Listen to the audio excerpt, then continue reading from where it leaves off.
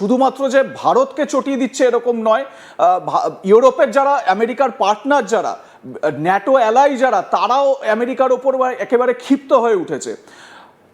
পাকিস্তান ছাড়া আমেরিকার, বা যদি স্পেসিফিকভাবে বলি ডোনাল্ড ট্রাম্পের প্রেমিকা এই মুহূর্তে সারা বিশ্বে আর কেউ নেই।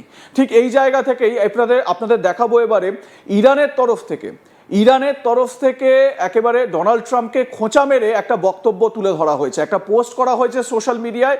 সেই পোস্টে ভারতের যে সংস্কৃতি, সেই সংস্কৃতির ভিডিও তুলে ধরা হয়েছে, পূজার্চনা, ভারতের ট্যুরিজমকে তুলে ধরা হয়েছে, এবং যে লেখাটা লেখা হয়েছে সেটা আমরা এআই দিয়ে বাংলায় এটাকে অনুবাদ করেছি।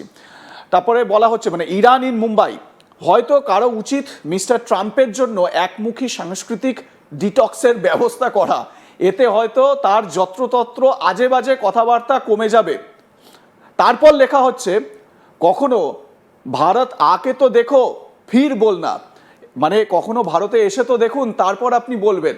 তো এই হচ্ছে গিয়ে ইরানের তরফ থেকে তাদের বন্ধুর সমর্থনে এই একটি পোস্ট, এবং এই পোস্টের যে ভিডিওটা আমরা দেখাতে পাচ্ছি না, সেই ভিডিওতে ভারতের যে হেরিটেজ রয়েছে, যেমন গণপতি উৎসব মুম্বাইয়ের, তার পাশাপাশি ভারতের ট্যুরিজম, সার্বিক এই বিষয়গুলোকে তুলে ধরা হয়েছে। যাই হোক, আমি এবারে শুভাশিস ব্যানার্জির কাছে আসবো। শুভাশিস বাবু, দেখুন এই কথাগুলো বলে আমার একটা এই জায়গা থেকে প্রশ্ন, যে ভারতকে কোনো রকমভাবে এই পশ্চিম এশিয়ার যুদ্ধে উত্তক্ত করে কোনো একটা পদ্ধতিতে ভারতকে কি সরাসরি যুক্ত করার একটা চক্রান্ত করা হচ্ছে? আপনার কি এই দিকটা কিভাবে দেখছেন আপনি? না না, আমি আপনাকে বলছি, ব্যাপারটা হচ্ছে এটাই যে উনি নিজেকে মনে করেন একটা বিরাট বড় ব্যাক পাইপার, যিনি বাঁশি বাজাবেন আর সবাই তার পেছন পেছন পেছন পেছন যাবে, এবং যতক্ষণ না পর্যন্ত সেই মানে লোকটার পেছনে আমি না হাঁটছি ততক্ষণ পর্যন্ত উনি তাকে কোন রকম ভাবেই কোনো স্বীকৃতি তো দূরের কথা, মিউচুয়াল রেসপেক্ট বলে একটা কথা ইন্ডিয়া টুইটে দিয়েছে, মিউচুয়াল রেসপেক্ট। এই মিউচুয়াল রেসপেক্ট কথাটা কিন্তু মোটেই ডিপ্লোমেসিতে খুব একটা ছোটখাটো কথা নয়। যদি আমি সাধারণ সিভিল টার্মসে বলি, এটা হয়তো অনেকের কাছেই মনে হতে পারে খুব মানে ইজি ওয়ার্ড, বাট যখন আমি ডিপ্লোমেসিতে বলি please generate the sense of mutual respect or please observe mutual respect, বা এই ধরনের যখন কথা বলি, এটার মানে কিন্তু ভীষণ গভীর এবং স্ট্রং।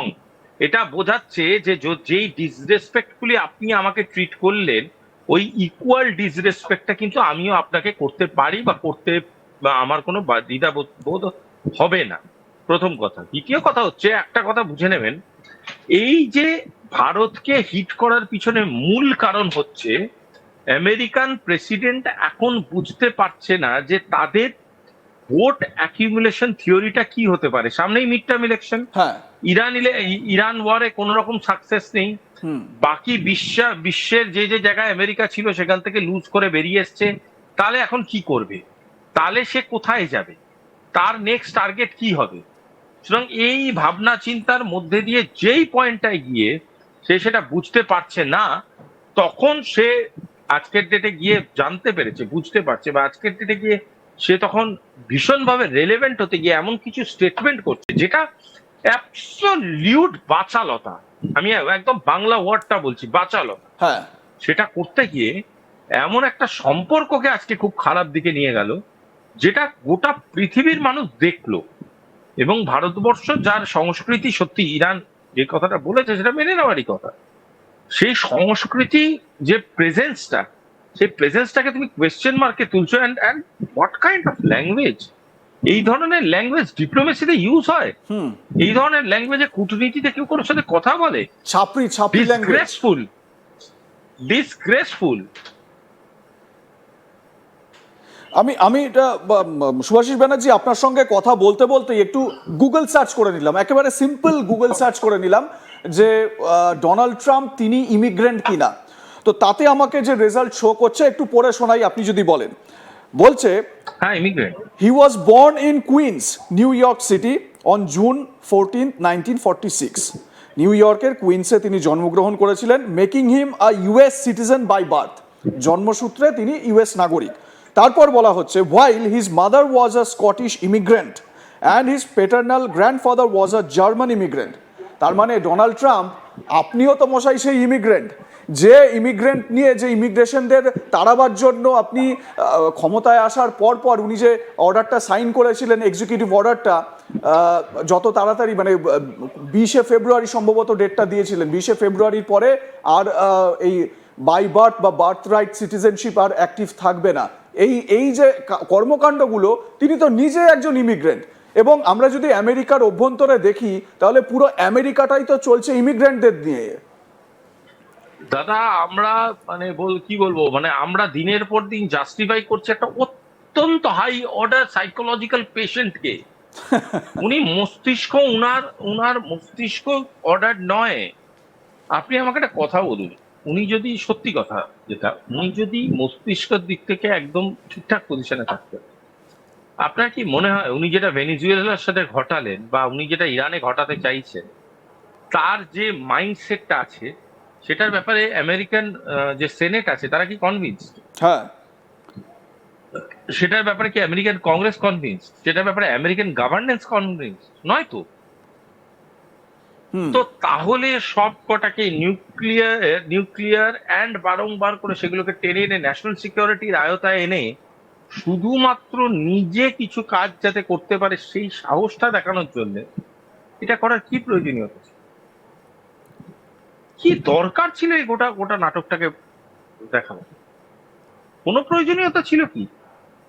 আজকে দিনের পর দিন যে ইউএস ট্যাক্স পেয়ার্স মানি আকাশে উড়ছে, দিনের পর দিন সেগুলো ধূলিসাৎ হচ্ছে, দিনের পর দিন এই ইউএস ট্যাক্স পেয়ার্স মানিগুলোর উপর কোয়েশ্চেন মার্ক উঠছে, তার জন্য উনাকে উনার ক্লোজ মহল বুঝিয়েছে যে এই যে এন্টায়ার রিভোল্ট আপনার এগেনস্টে হচ্ছে তার পিছনে একটা বড় chunk of Chinese and Indian crowd আছে, যারা আজকের ডেটে দাঁড়িয়ে আমেরিকান।